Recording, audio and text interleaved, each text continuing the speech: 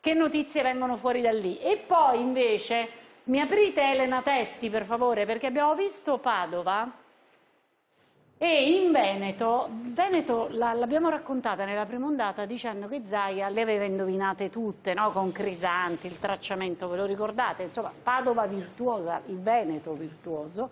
E adesso Elena? Allora, intanto Tiziana ti presento il nostro ospite che è il direttore generale Giuseppe Dalben, il direttore generale dell'ospedale di Padova, che ringrazio di essere qua.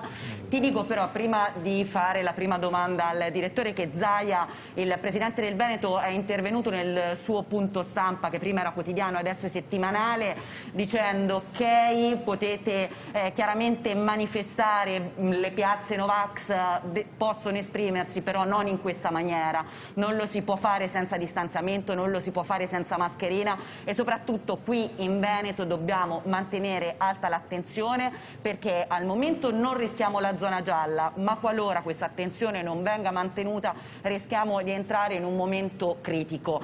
Dicendo questo, io chiedo a lei, in questo momento Padova è descritta come l'epicentro del Covid, perché?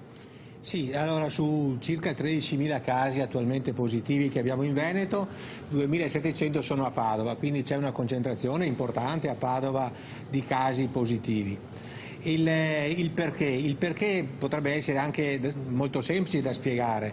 Il primo, il virus circola e circola dappertutto e dove ci sono assembramenti, dove c'è mancanza di distanziamento sociale, dove c'è mancanza di quelle norme che abbiamo imparato a conoscere, comportamentali, mascherina, uso della mascherina, igiene eccetera, lì il virus ha terreno fertile per poter girare, svilupparsi, contagiare. Direttore, per capirci, nel suo ospedale quanti ricoverati ha? Noi ne abbiamo attualmente 54, 13 sono in terapia intensiva, 35 in area medica, il resto nelle subintensive in area geriatrica. E uso un'espressione che usavamo per la prima, per la seconda ondata, il picco. Il picco lo avete già raggiunto secondo lei o si aspetta che i numeri siano destinati a crescere? No, la curva qui in Veneto si sta alzando molto lentamente, quindi ha una pendenza molto bassa, quindi non abbiamo raggiunto assolutamente un picco. Prevediamo verso fine mese una positività numerica di circa 21.000 casi rispetto ai 13.000 di oggi, quindi avremo un picco più avanti in sostanza, però ecco, la tendenza della curva dei casi positivi che osserviamo in Veneto è una tendenza, è un innalzamento molto lieve ma costante di questa curva. Lei mi conferma che nel suo ospedale ci sono 169 persone tra personale sanitario e tecnici sospese perché non hanno voluto fare il vaccino? Sì, noi ne abbiamo in tutto 194 di sospesi, 14 sono rientrati, la differenza è quella che Dagli attualmente sospesi. Sono 111 infermieri in particolare e 52 operatori sociosanitari, 2 medici. Questi numeri a lei che effetto fanno, ha direttore? fatto un'espressione un po' di dolore, direttore. Tanta rabbia, se posso dire, tanta rabbia perché i sanitari dovrebbero essere i primi, come dire, a dare l'esempio, a non mettere neanche in discussione l'importanza della vaccinazione.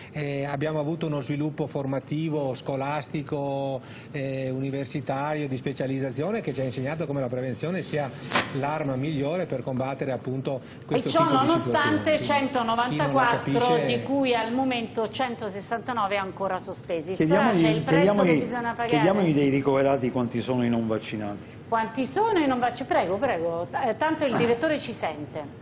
Volevamo sapere dei suoi ricoverati quanti sono i non vaccinati, che percentuale c'è? I non vaccinati. Allora, voi sapete che quando parliamo di numeri assoluti il ragionamento parte già in modo sbagliato. Perché? Perché c'è il famoso discorso del paradosso di Simpson, che dobbiamo sempre rapportare i numeri assoluti ai denominatori. In sostanza la percentuale di non vaccinati è molto più alta dei soggetti vaccinati. Vi siete persi perché quando si fa il ragionamento sui numeri assoluti, si dà una configurazione sbagliata, cioè io vi dico che su 54 persone ricoverate attualmente i non vaccinati sono 27, ma non vuol dire niente questo, perché vanno sempre rapportati questi 27 a quante sono le persone che nella nostra comunità sono state appunto vaccinate e viceversa. E quindi la percentuale che ne risulta, e la notiamo ogni giorno, è che nei ricoverati in area medica, nei ricoverati nelle terapie intensive, la percentuale di soggetti non vaccinati è molto più alta di quelli vaccinati. Ok. È chiaro il ragionamento. No. E immagino anche, professore, ce l'anticipava prima Elena, visto che siamo entrati nella vaccinato, non vaccinato e ricoverato, immagino anche che sia diversa l'età di quelli vaccinati che ciò nonostante sono ospedalizzati in questo momento, sono ricoverati, e quelli invece non vaccinati che pure sono ricoverati. Cioè Elena ci diceva, ma me lo confermi lei, che l'età media di quelli vaccinati è un'età molto alta. Stiamo parlando di persone molto anziane con comorbidità, come si dice, cioè con altre patologie importanti, e invece quelli non vaccinati sono tendenzialmente giovani, sotto i 60 anni. Me lo conferma? Ho capito bene? Sì, assolutamente sì. Noi attualmente No, tanto abbiamo per due avere il tipologie di quadro pazienti.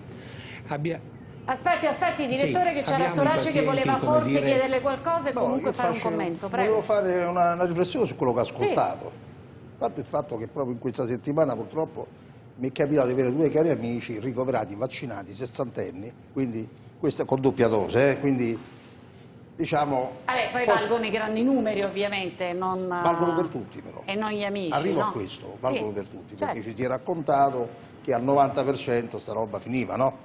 Quando poi ogni volta si aumenta.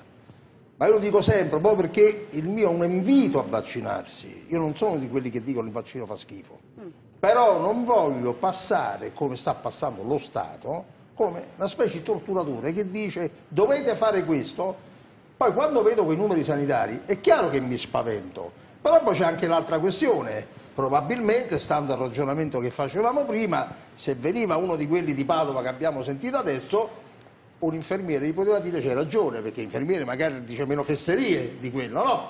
Però ci sono anche sanitari che hanno dubbi.